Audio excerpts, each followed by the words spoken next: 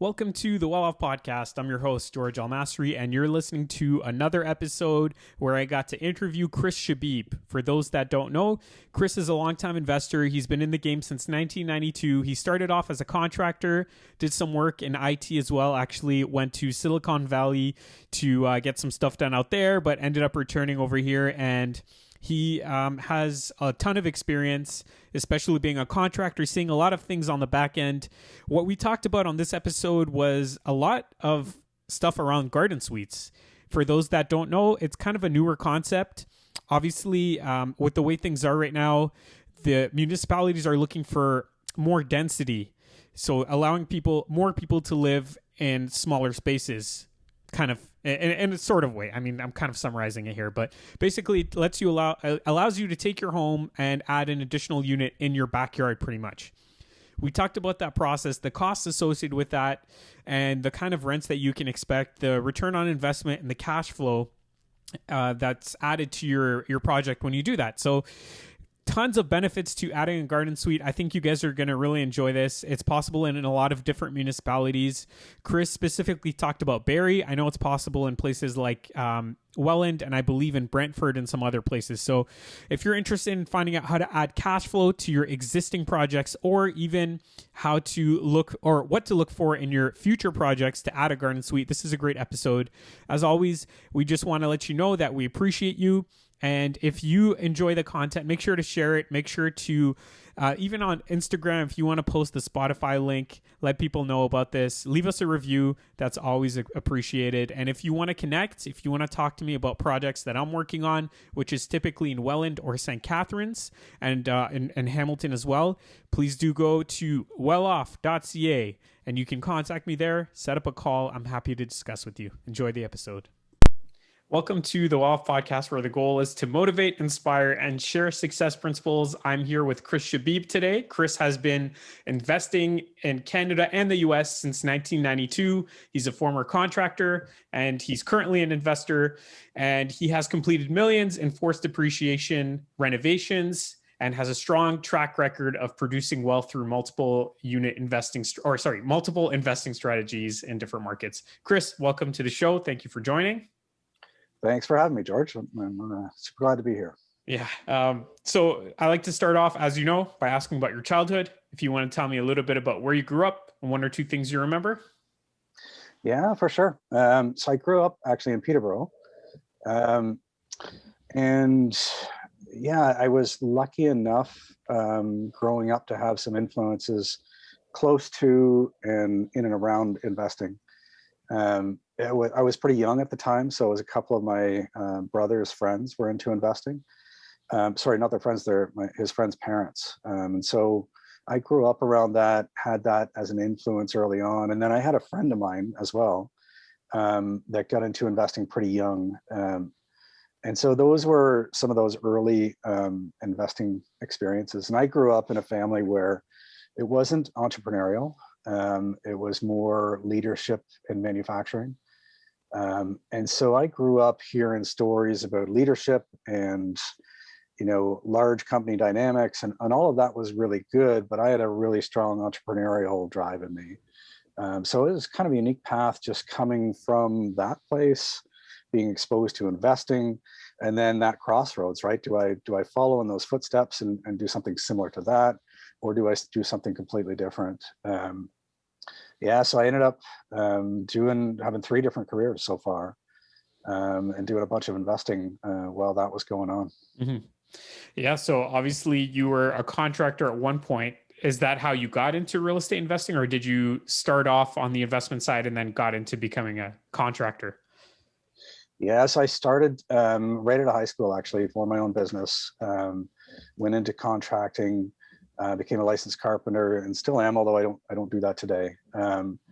And was in residential first, and then moved into commercial. Started running some large scale commercial jobs fairly young, which was really a great opportunity, but also fairly stressful. And I realized that wasn't what I wanted to do for the long term. So I went back to school and took computer science and psychology, a joint major. At the time, I didn't realize that there was going to be such a strong parallel between contracting and software engineering. So I went into software engineering coming out of school, moved to Silicon Valley, worked for some startups and some mid-sized companies, and started running the tech teams, and moved back here to Ontario, started to run more tech teams in some larger companies in about 6 different countries, oversaw project management and custom solutions and IT and custom and product development. All of that was really good and amazing. In the end, providing a bunch of experience for the investing side of things. And then I started to move into my third career, which is I was doing real estate investing throughout contracting, back to your question, and technology. I was doing it, but it was always like a side thing, right? And everybody has this 1 or 2 things if they look back and did something different. I wish the tumblers dropped a little sooner for me, and I moved into my third career sooner. But in the end, it was investing and how fruitful it was and how enjoyable it was that made that the target for my third career. Contracting first, to technology second, and then into full-time investing. But there was some really kind of linchpin turning points there for me that made me think about it as a full-time career, as opposed to I'm a contractor, I have the skill, and so why don't I buy the worst house I can find and gut it and fix it up? Yeah. And that was almost like a the osmosis learning from the influences I had as a teenager. And some of my contractor friends doing the same thing. I was like, okay, why don't I do that? And then I continued to do it over the years, but it wasn't until much later where I started to think about it more like a system and a business, and applying a bunch of the skills I learned in my tech career and a contracting career to kind of facilitate that transition into a full-fledged business. Got it. Yeah. Yeah. It's been a long journey. You've tried different things and you've found your sweet spot. What are you focusing on today in 2021? Yeah, I mean, it's been an interesting year for sure, especially in real estate. So today I invest in the east, north, and west of Toronto. And I focus almost exclusively on BRRR, right? So forced appreciation. And I'm using that contractor background and the renovations that I did as purely as a contractor and also as an investor. And I kind of bucket them into 3 categories, right? They're small, medium, large renos. And I focus on those medium renos.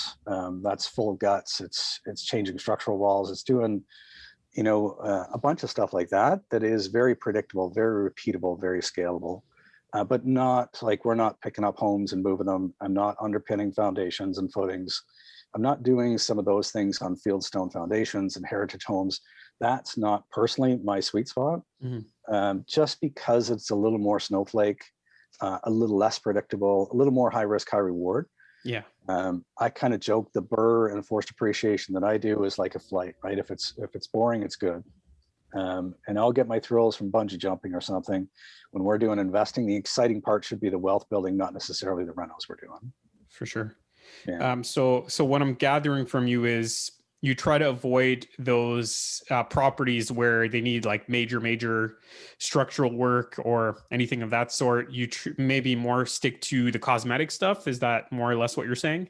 Well, if you kind of look at the 3 buckets, I would say, just for definition's sake, the small, medium, large. Small is carpet and paint, purely cosmetic stuff, and then big ones are we're picking up the house and moving it to a different lot. It's heritage homes and all those bigger kind of. It's an older century home. It's knob and tube. It's cast iron. It's all kinds of things of that nature that are. It's the standard story where you don't know what you get into until you crack the walls open, and God knows what you'll find. Right? Yeah.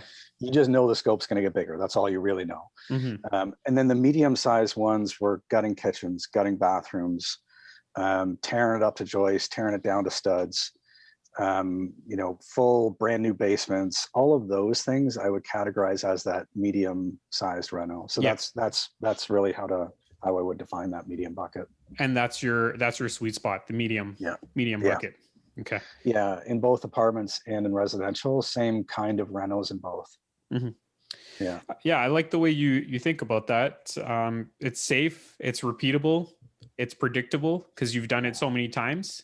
It's not like a high risk, high reward. It's more of a stable type of strategy. So Yeah, exactly. And when you look at, you kind of stress test your investment before you're going into it, the boundaries aren't that far apart from the most probable worst case to the most probable best case.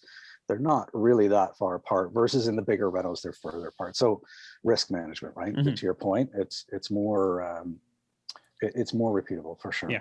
Are you Yeah. doing the same type of renovation every time, same type of property, same thing, or does it vary? Like, for example, some people will do legal second suites every single time, same type of property, same area, same formula. Is that kind of what you're doing, or are you doing slightly different projects here and there? Mainly it's focus and repeating. So I do a lot of second suites. Yep. I consult with clients on how to do it and consult with them throughout the process. And I do the same in my investments. Where there's been a recent change, obviously in garden suites, Yeah. focusing on those. I mean, this is really just secondary suites from 6-7 years ago. It's all the exact same concepts, even the ROI and the cash flow. You know, we're seeing this big influx of ROI and cash flow as a result of garden suites being introduced, and that will get consumed, right? As investors will pay for that cash flow. It'll drive prices up, right? Yeah. So that's a new. How I force appreciation in apartment buildings is slightly different than how I force in residential. But to your point around, you know, are these kind of rinse and repeat cookie cutter? Very much so on the secondary suites. I use, you know, every couple of years, I'll update the finishes. Other than that, I'm saying to my contractors, just do what we did on the last one, right? Yeah. It's vinyl flooring, it's quartz countertops, it's stainless appliances. It's nice, clean, professional, super nice looking, durable, not crazy expensive. It's all that balance, right? Yeah. Okay. Yeah. Aside from second suites, are there any other type of projects you work on at this time? Yeah, I'm looking at some top ups. To me, the market in some of the markets that I work in, top ups are making a bunch of sense right now. What is a top up anyway? Yeah, sorry, it's so top up just meaning taking a bungalow, adding a second story. Got it. Yeah, so that is an interesting model. I mean, people have been doing that in really concentrated areas in Toronto for a while and doing really well at it. But I think the numbers are translating out into the markets like Hamilton, Barrie, and Oshawa. They're starting to make sense in those markets as well. And so I'm looking at that as something I'll probably focus on over the next few years, as well as flips. Cool. Yeah. Oh, sorry. Yeah, that's an interesting concept. And you also touched on garden suites. So I don't know if we can go into that. Do you want to tell us a little bit about some of your recent projects, some of the costs involved? Because I know there's some questions around that. Like, obviously, the structure itself has a cost, but then there are other charges, other fees that are associated with having a garden suite. So maybe you can break a little bit of that down for us. Yeah. So, I mean, first, just for those who aren't familiar yet with the garden suite, some of your listeners, the garden suite is a flavor, and unfortunately, not all municipalities are using the same jargon. So, just for our definitions and conversation here, secondary dwellings is an umbrella term for coach houses and laneway houses and garden suites. Garden suite is just then a type of secondary dwelling, right? Versus a secondary unit, which is the retrofit inside the main house. So that garden suite is the detached unit that sits on the same plot of land away from the main house. Again, versus the secondary suite, as we well know, is that retrofit of the apartment within the main house. So that's kind of the differentiation for those who aren't familiar with the garden suite concept. So the simplest, most straightforward garden suite is a 1-bedroom on slab. So on slab just means that it's going to be a poured slab concrete, and we're going to build a house on top of that. It's like a garage-sized house, but it's self-contained. It's got its own heating, its own cooling, its own electrical, its own plumbing. Everything is self-contained within this garage-sized house in the backyard. The general rule of thumb is about 10% of the lot size is what you can allocate for that garden suite. You want at least 100 feet in depth. in order to allow for that, because you're going to have 4-foot setbacks away from your lot lines. There's certain distances away from the main house you have to be, and I mean, practically for living, you also want enough space in and around the garden suite for a tenant to live, right? Mm-hmm. Yeah, and so for costs, for that 1 bedroom on slab, I think around 180 Mm-hmm. is the cost for that. The rent, 180 to 200. The rent is going to be around 1,800 per month. The interesting thing is, This is in Barrie, right? Sorry to interrupt. You're talking about in Barrie here. The rent would be about yeah, 1,800 per month, and this is typically like a 400 or 500 square foot place. that's right. Yeah. Yeah, yeah. I mean, the 10% rule, we'd see them up around 600 square feet, Mm-hmm. reasonably easy. They could be 400 to your point, Yeah. somewhere right in that range. Mm-hmm. Yeah, Okay. for So sure. yeah, go ahead. You were saying something and I cut you off. Sorry. Yeah, no problem, no problem. Yeah. Yeah, so I mean, it's hitting that 1% rule, right?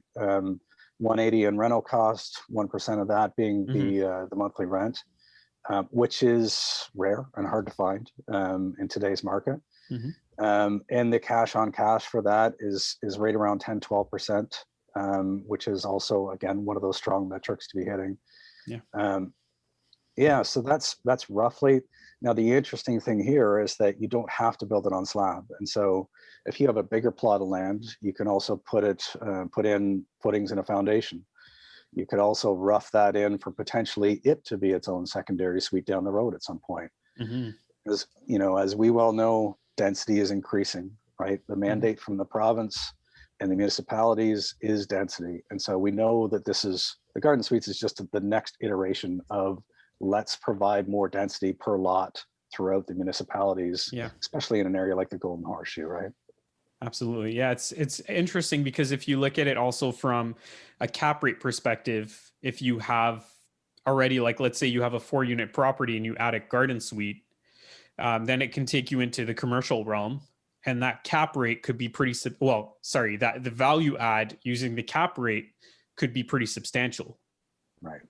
Yeah. Agreed. So, I mean, do you think that you'd be able to refinance? Because just looking at, like, I don't know, do you know what the cap rate is in Barrie at this time for Yes. multi-res? Yeah, so just generally speaking, cap rate's going to be around 3.5 on a purchase.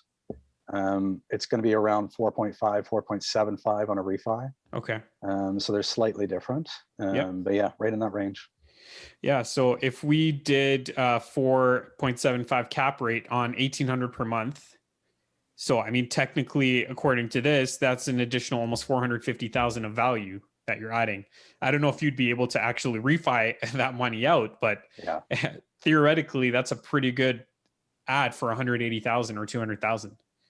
Yeah, it's huge, right? And because this is like second suites 6-7 years ago, where we have a burden of education, a burden of proof with the appraisers and with the lenders, and just an acclimation process, right, for these new units to be there. And so even in the residential side, to your point on the refi, it is a little bit trickier. Not every lender is ready to recognize the rents or the value just yet, but they're getting there reasonably quickly, actually. So yeah, I know that was an issue maybe 2 years ago in Hamilton, or even like in other areas too, where people were adding these legal second suites and appraisers weren't necessarily understanding the difference between a legal second suite and an illegal second unit. Yeah. And so a lot of people were struggling to get the total value. They were spending a lot of money. They weren't able to necessarily pull it all out at the time.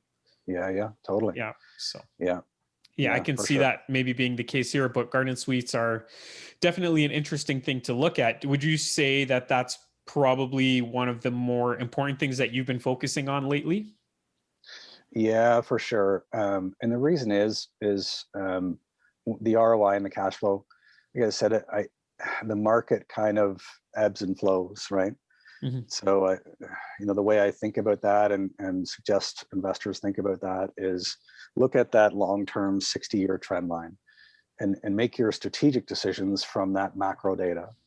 And then make your more micro decisions and tactical decisions from the more granular data. Mm-hmm. And so when the market's ebbing and flowing, it creates openings, and the garden suites are just one flavor of this opening that I think will, again, it's a spike in ROI, it's a spike in cash flow, and investors over and over and over will eat up that cash flow. And so we know investors will pay until there's only 400 left of cash flow per month, right? So today, when we're sitting at 1,500 in cash flow, that is a very definitive indicator and sign that the value is going to go up until that shrinks down to 200 to 400. And then everybody will enjoy the cushion of that 200 to 400 along with a super strong ROI in return. But until then, we have this, the best of both worlds, right? Which is very unique opportunity to get that cash flow and the ROI for a period of time, and then ride that wave of refinancing as the value goes up. So absolutely. Yeah, it's that repeatability for sure. Sure. Yeah. I have two questions for you. Number one, are you buying like prefab garden suites? And number two, what are the general timelines from like start to finish to just go with a property that has nothing in the garden to having that completed garden suite? Yeah. I'm keeping my eye open for prefab. I've not found anything just yet, personally. Okay. I think it's only a matter of time, right? Like your question is begging to be asked, and a natural one. Yeah. And I share the same question. I think there's an opportunity there in the market for a company to create those prefabs in a really functional and nice space. But the idea, they'll show up when the slab's poured or when the foundation's ready and the subfloor's on, and they just drop the prefab on top. That's got to be coming as garden suites become more and more pervasive. Unfortunately, not yet, which is why that kind of higher price tag of 180, 200 is our average cost right now. Right. So they're framing, they're doing everything on site, just like they would like a new home, pretty much. Yeah. Okay. Exactly. Yeah. And sorry, your second question? Timelines. So how long does it take from start to finish? Yeah. So very much on a related note, I budget around 6-7 months. Okay. So if we're going to do a second suite and a garden suite, budget around 6-7 for that reno. And that's partially because, we're digging new services back. So you want to have a 4-inch drainage pipe and a 1-inch supply line. And so that adds a little bit of time to it, but also just, as we know, material costs are going up, the availability is tougher. Yeah. And so contractor timelines are a little bit stretched right now. So on that note, with the utilities going to that garden suite, are they digging up the driveway or whatever to put everything underneath, or is there another way to get the utilities, like say hydro? Can they go over the top, or it has to be underground? No, you can do either for hydro. Okay. Really, and that's the easier of the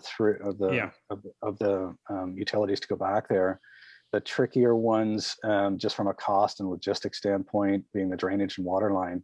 Yeah. And generally speaking, they want you to go around the house and join in on your lot line, but join in front of the house before it hits the city's utility line. Okay.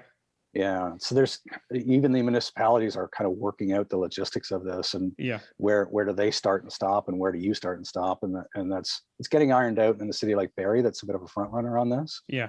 But other municipalities like Brantford and Peterborough, Oshawa is not as close as some others, and so there'll be I think some of the same growing pains around those particular lines of demarcation between the contractor and the city, or the owner and the city in the future in those municipalities as well. Yeah, but it provides a pretty cool opportunity. Like I'm thinking, for example, in Welland, where there is an opportunity to convert a property into 3 units, like the main property. And then if you're able to add an accessory dwelling as well, a garden suite, now you can turn this 1-unit property into potentially 4 units. So if you're doing that, you're ripping everything up anyway, and it's going to take you 6 months to convert the main house. You might as well do that garden suite as well, and just it transforms the whole project. Yeah, agreed. Yeah. It's a huge opportunity for upside. Hmm. Yeah. Yeah, but definitely you have to take into account that you're like, if you're doing something like this, you're probably going to have to tear apart that lot to dig up the utilities and like this, have the sewers installed and all that. So yeah, it's an interesting concept. Yeah, yeah. And you're right. It's a little more disruptive, but once you're into that reno, maximize the use of that plot of land. And like we touched on earlier, better yet, position it for future density opportunities as well at the same time as much as possible, right? Yeah, that's interesting. Are you digging up a foundation for your garden suites, or are you laying it down on a like a concrete pad? So they're new for me. And so I've not done a basement yet. As I look at my existing properties, I've definitely got my eye on that though. That's going to Mhm. be something as the municipalities allow it. And as I vet new properties, I'm definitely looking for those larger plots of land. I'll give you an example. One of the properties I just vetted recently was 60 feet wide, 400 feet deep. Wow. Yeah. Um, and so the 10% rule, this was in Barrie, 10% rule, that thing could be a 2,000 foot garden suite potentially. Right now, I Right. think there'd be other limitations that would probably kick in before that 10% rule was maxed out. Yeah. But think of the creativity you could have there with a basement and a main floor with that kind of square footage, right? Even if it were 1,000, it's Yeah. huge. Well, you could potentially do a triplex there if Right. it's allowed, right? If you have like 2 stories and then a basement, Yeah. it could be. Yeah, that's interesting. So, are you able to like kind of break down an example of like a case study of a property in Barrie, what you'd be purchasing it for, the renovation costs, and then also what your expected ARV might be? Yeah. So if you think of a higher end home in Barrie, Hmm. your purchase price is probably going to be higher end. I mean, 2-story for the main Hmm. house. Yeah. Um, well done, well finished. Your purchase price with a garden suite already installed is probably around $1 million. Okay. You could put in a secondary suite in that home for around 50, 60,000 Okay. in the basement. And so you've got a 2-story upstairs, basement apartment downstairs, and garden suite now for 1.05. And then you can refi that. And again, these ARVs, there is a burden of proof Hmm. still and a burden of education on these ARVs. I think you're going to land easily in the 1.2 mark though for that higher end property with those 3 units. Hmm. And that's based on an extrapolation of some higher end duplexes that are out there today, landing in the 1.1 range without the Hmm. 3rd unit already. Right. So, and again, with that, and that thing's going to cash flow for 1,500 a month, right? And so we know that I think I know at least, this is, conjecture, not fact, but I believe that 1,500 is going to get eaten up, meaning that 1.2 is going to climb higher as Hmm. investors recognize that opportunity. It makes sense. Yeah, I'm a little bit surprised that like a 500 square foot garden suite will generate 1,800 in rent. I think that's pretty impressive. That's a no Yeah. brainer, right? For with the numbers you're saying, that's definitely worth it. Yeah, and you're right. It's not a linear kind of progression of square footage to rental prices, and so where I see the market speaking to the preference on rentals is one, garden suites are the top of the heap there in terms of preference, right? So rental price per square foot is highest in those garden suites. Yeah. 400-500 square feet for 1,800, like you said, that's really high. And then Hmm.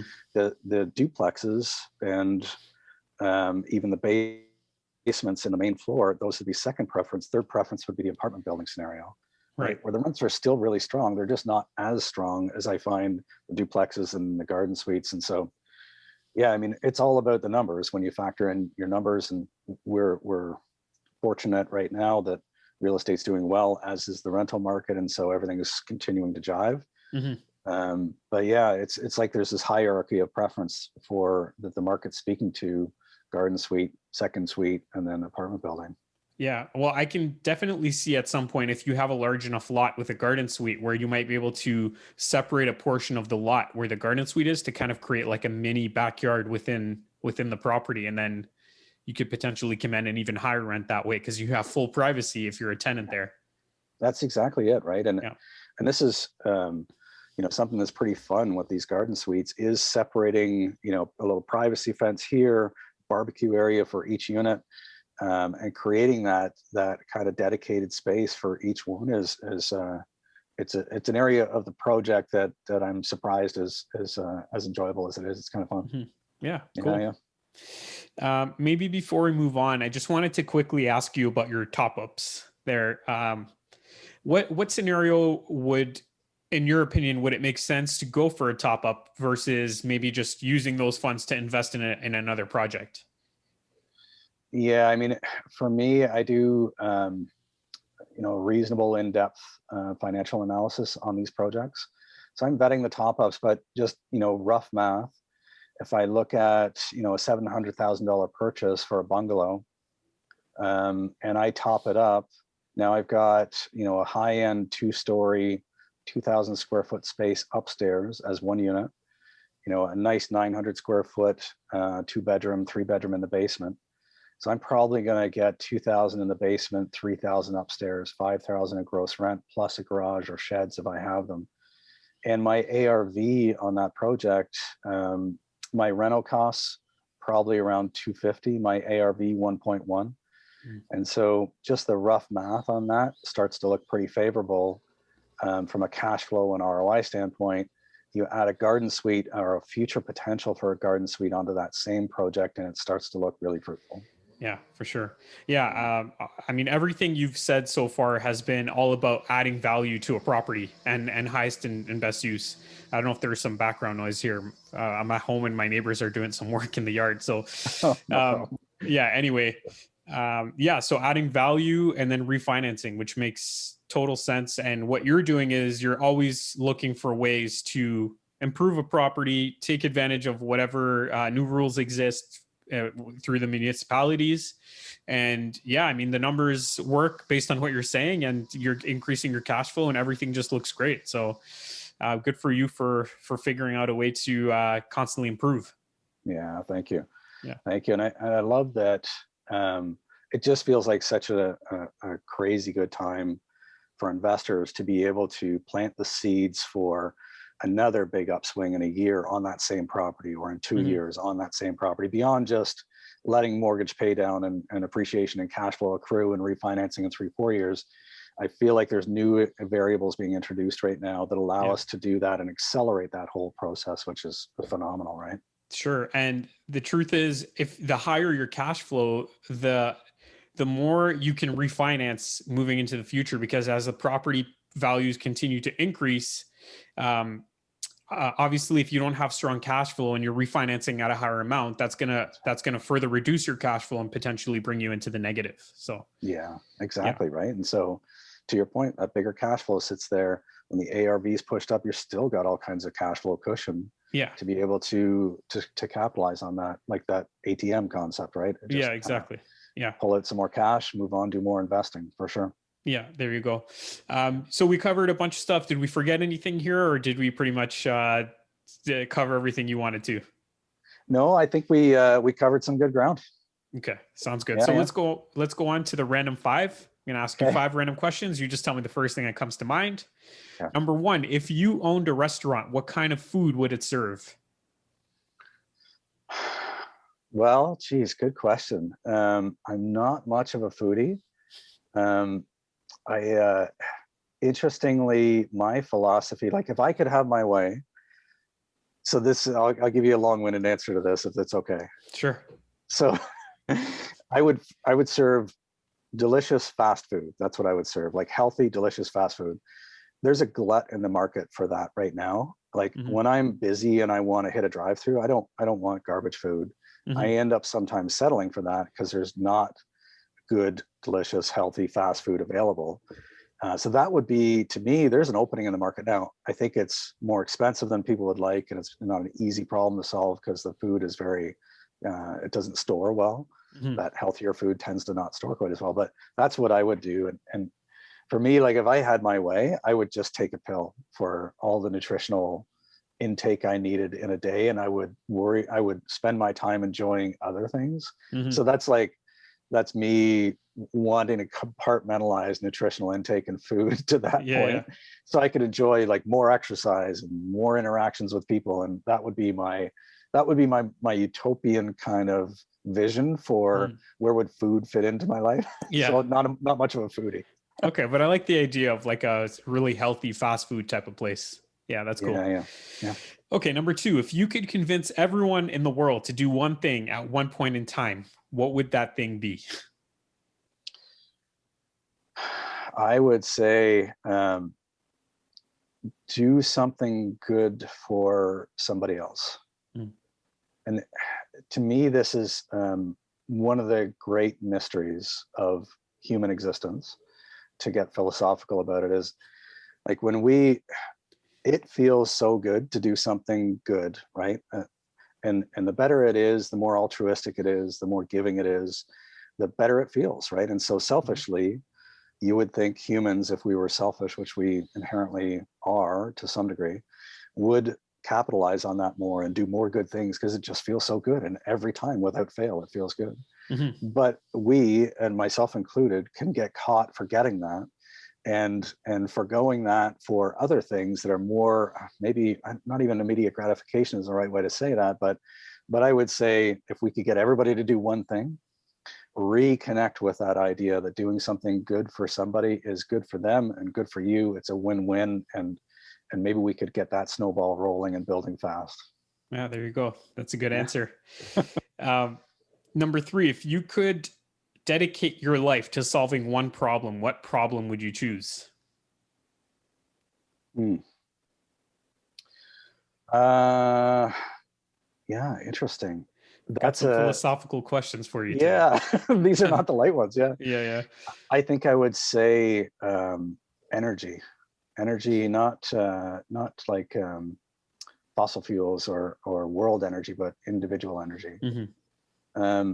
And the reason I say that is the more I kind of assess good days and bad. And so I heard Tim Ferriss give this simple kind of rating for each day that he uses. He got it from somebody else. I can't remember who he cited, but it was just a -3, -2, -1, 0, 1, 2, 3 rating right on each day. And he was talking about, he was asked on a podcast actually, what fundamental things do you do? What kind of anchor points do you have in your life to try and maximize that rating on each day? So he gave his answer to that. But as I assess that notion day over day for individuals, I think energy is one of those really pivotal pieces, right? How do we manage not our time and our projects, those are all important, but our energy and making sure that it's good and clean. And because when we have, again, very much in keeping with the last answer, when we have good, clean, pure energy in us, the people around us can respond to that and we can give them more, and then we all win, right? So if I could solve that problem, man, I think it would change the world. I agree with you 100%. Yeah. And a lot of that has to do with, I guess, what you take in. And like you just mentioned, Tim Ferriss. So if you're constantly taking in good things, your energy is going to change. But if you're constantly watching the news or hanging around people with the same like kind of negative attitude, then that's going to reflect within your energy as well. So yeah, 100%. Yeah, there you go.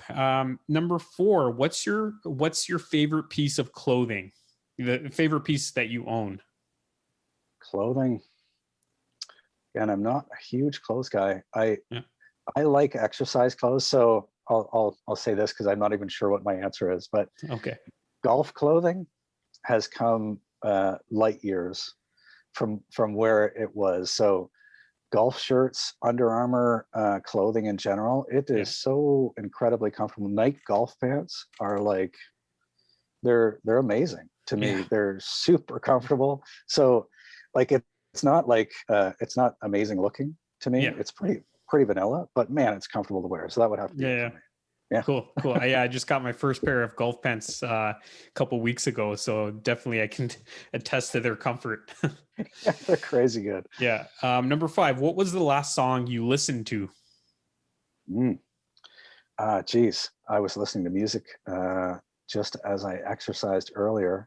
I was listening, so I'll give you the playlist. I can't remember the songs because it wasn't my playlist, but it was the Rocks playlist. Okay. So on Spotify, I came across, as I was looking for good exercise playlists, I played the Rocks playlist on my when I exercised earlier today. I can't remember the songs on it though. Okay, cool. Yeah, Yeah. that's interesting. I didn't know that you can like listen to celebrities playlists, but that's interesting. Yeah. Yeah, so that concludes the podcast. Do you want to tell people how they can reach you and what services you provide? Yeah. So I do training and education. And really what I'm focused on in training and education is bridging the gap between theory and practice. And so it's really, enough education to do what I refer to as informed action taking. And so, we don't want to jump at everything we see without education. We don't want to be caught in analysis paralysis. So let's get enough information, enough education. And it's a little different for each person, but hit that tipping point, put it into action. And so that's the training and education side of it. I do strategy planning. Again, one of the biggest things I see investors struggle with is not so much their why. To me, their why is almost always their family and legacy, some flavor of those two things, but more their purpose, right? Like why am I doing what I'm doing today? Today is tough. Why am I doing this again? And so tying these actions into the outcome, which ties to their why, is really that strategy planning, right? To put a rudder on that ship and a compass on the whole initiative that you're working on, investing or whatever it might be. And then I work with investors on two ways.